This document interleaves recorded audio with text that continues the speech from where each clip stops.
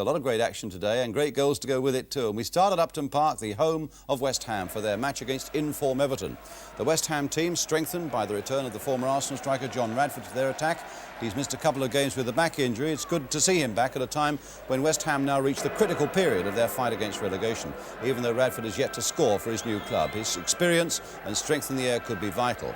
As for Everton, manager Gordon Lee has dropped Duncan McKenzie and Andy King, and Bruce Rioch is injured. But one player given his first chance for 3 months or so is George Telfer at number 10, with Brian Hamilton at 7 and Terry Darracott now at number 6.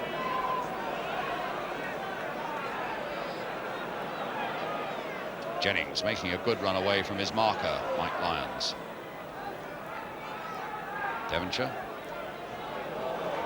Oh, he didn't quite clear Latchford. And now a good run now for Goodlass. Oh, when he's seen... Oh, and he's a goal! What brilliant thinking there by Ronnie Goodlass.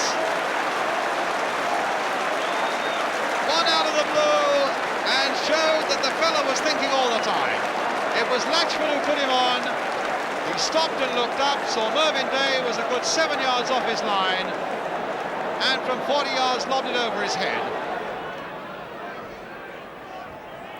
It's Pejic this time. Here's Devonshire again, having a lively opening quarter of an hour. Brooking. Made nicely there for Jennings. Radford's right in there. Jennings hopeful of getting in there. Devonshire's in there too. Jennings turning it in. Oh, across the face of that Everton goal, so close to being the equaliser. West Ham pouncing on everything that's loose, and here's Billy Bonds. Radford playing it in for Robson now. No, kicked away there by Pejic. West Ham showing a lot of spirit in spite of that early setback. Bonds right in there. And when the ball finally came through to Brian Robson, kicked off the line.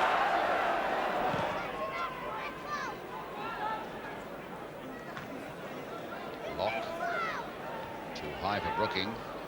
Bonds. Robson. Brooking.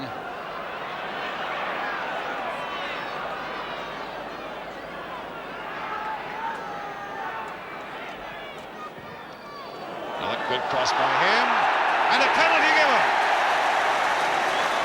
Well, Radford bundled in the back there.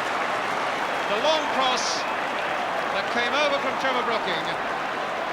Radford bundled to the ground, and the referee, without hesitation, pointing to the penalty spot.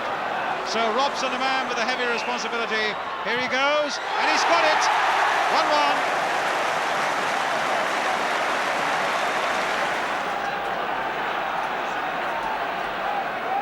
Robson. You can just see there again just how many yellow shirts are back in these situations. Look at them all there, in and around that Everton penalty area. Oh, just pushed away. Lampard's long shot by Lawson. By Lampard, pushed away there by Lawson. Almost a repeat in a funny sort of way of Goodlass's goal. And Lawson just getting there in the end.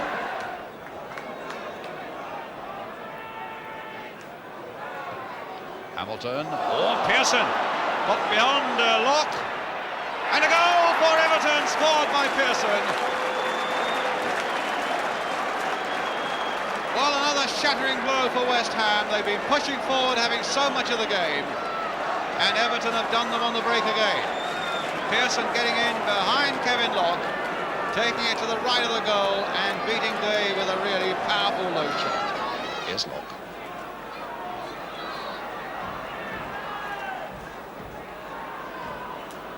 Brooking. Crossed in once more towards Radford again. McNaught is there. On to Lukowski!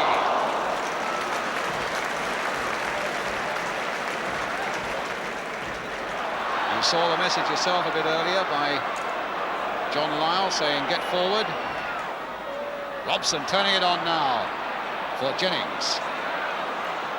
Crossed in again there for Robson! 2-2.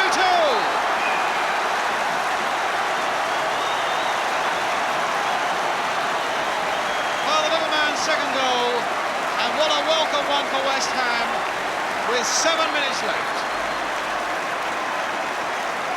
Taylor playing his part, going up that left touchline, and when the ball came in for Brian Robson, a flick of the neck muscles, and it was past David Lawson for West Ham's second goal.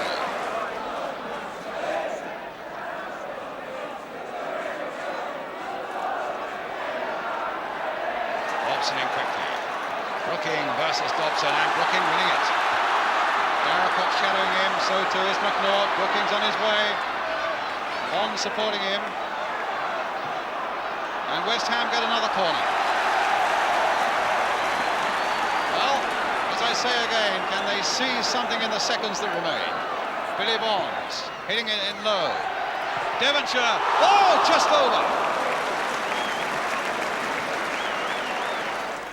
Yes, I thought that was a good performance by West Ham and worth at least the point they got. I was a little surprised to read Duncan McKenzie in this morning's News of the World saying I wouldn't put any of my money on West Ham or Spurs staying in the First Division.